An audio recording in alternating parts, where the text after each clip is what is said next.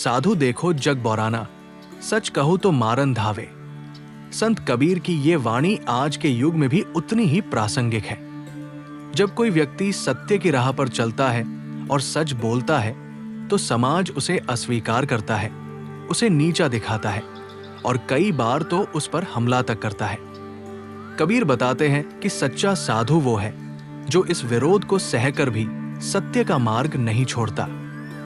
इस वीडियो में जानिए कबीर के समय में सत्य बोलने वालों की क्या स्थिति थी। गीता और उपनिषद में सत्य पर डटे रहने का संदेश, आज के युग में सच बोलने की चुनौती, कबीर का साहस और साधु की पहचान। ये वीडियो उन सभी के लिए है जो सत्य बोलने का साहस रखते हैं या रखना चाहते हैं। अगर आप भी सच के साथ खड़े हैं तो ये वीडियो आपके लिए है। चैनल सब्सक्राइब करें और बेल आइकन दबाएं ताकि हर हफ्ते संत कबीर की वाणी आपके भीतर जागृति लाए। कमेंट करें, क्या आपने कभी सच बोलने पर विरोध झेला है? इस वीडियो को अपने दोस्तों और परिवार के साथ शेयर करें ताकि वे भी समझें कि साधु होना आसान नहीं पर जरूरी है। कबीर का दोहा, साधु देखो जग बौराना, सच कहो तो मारन धावे। झूठे जग में सांझ कहूं मैं, तो ही कहे सब पागल पावे। भावार्थ, संत कबीर इस दोहे में सत्य की कटुता और समाज की मानसिकता पर प्रकाश डाल रहे हैं। वे बताते हैं कि सच्चाई को स्वीकार करना हर किसी के बस की बात नहीं होती और जो व्यक्ति सत्य बोलता है उसे समाज पागल समझता है। साधु देखो जग बौराना, सच कहो तो मारन धावे। हे साधु, ये संसार सत्य को सहन नहीं कर सकता। यदि मैं सत्य कहता हूं तो लोग मुझे मारने दौड़ते हैं क्योंकि सत्य उनकी झूठी दुनिया को हिला देता है। झूठे जग में सांझ कहूं मैं, तो ही कहे सब पागल पावे। ये संसार झूठ और भ्रम में जीता है, इसलिए यदि कोई व्यक्ति सत्य बोलता है तो उसे पागल कहा जाता है। लोग सत्य को अस्वीकार कर देते हैं क्योंकि ये उनके स्वार्थ, अहंकार और मिथ्या विश्वासों को चोट पहुंचाता है।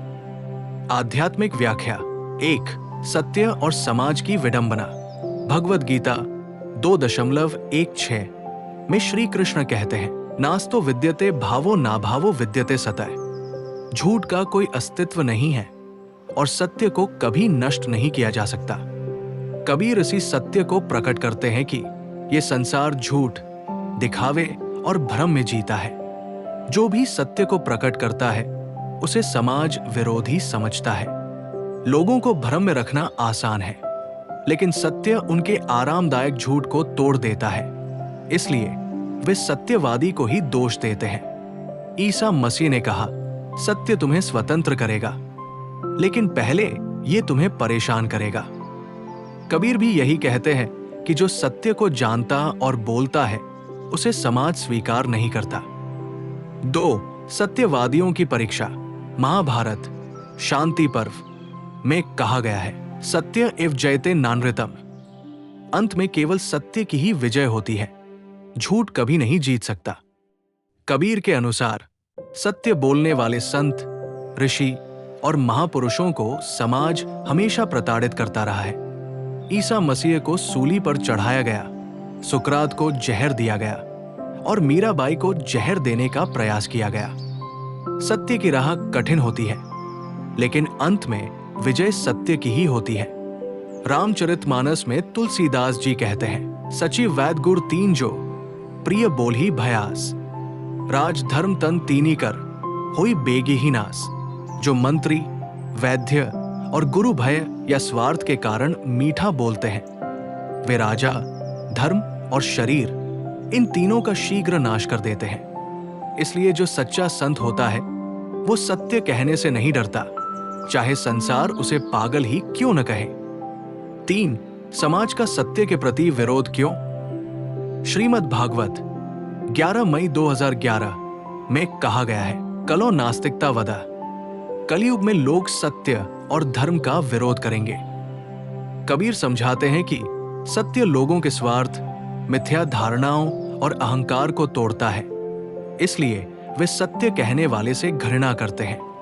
लोगों को अपने भ्रमित विश्वास प्रिय लगते हैं और यदि कोई संत उनकी वास्तविकता को उजागर करता है तो वे उसे दंडित करने को तत्पर हो जाते हैं। जो व्यक्ति सत्य को स्वीकार करने की हिम्मत नहीं करता, वो सत्य कहने वाले को पागल घोषित कर देता है। बुद्ध ने कहा है, सत्य सुनने के लिए शांत मन चाहिए, और यही सबसे कठिन कार्य है। इसलिए जो व्यक्ति सच्चाई को जानकर भी झूठ के साथ जीता है, वो कभी वास्तविक शांति प्राप्त नहीं कर सकता। सांसारिक जीवन में इस दोहे का महत्व, सत्य बोलने से डरो मत, भले ही लोग विरोध करें। भीड़ के साथ चलने के बजाय सही मार्ग को चुनो। सत्य कड़वा होता है, लेकिन अंत में वही टिकता है। यदि लोग सत्य को नहीं समझते तो उन्हें समय दो, लेकिन अपने सत्य पर अडिग रहो। निष्कर्ष, सत्य बोलने वाले को समाज हमेशा पहले पागल समझता है, लेकिन अंत में सत्य की ही जीत होती है। लोगों को उनके भ्रम से बाहर निकालना कठिन है, क्योंकि वे अपने झूठ को सत्य मान बैठे हैं। जो सत्य की राह पर चलता है उसे समाज तिरस्कृत कर सकता है, लेकिन ईश्वर की कृपा उसी पर होती है। सत्य की रक्षा के लिए अडिग रहना चाहिए, चाहे संसार विरोध करे या न समझे। सत्य को स्वीकार करना कठिन होता है, लेकिन यही मुक्ति का मार्ग है।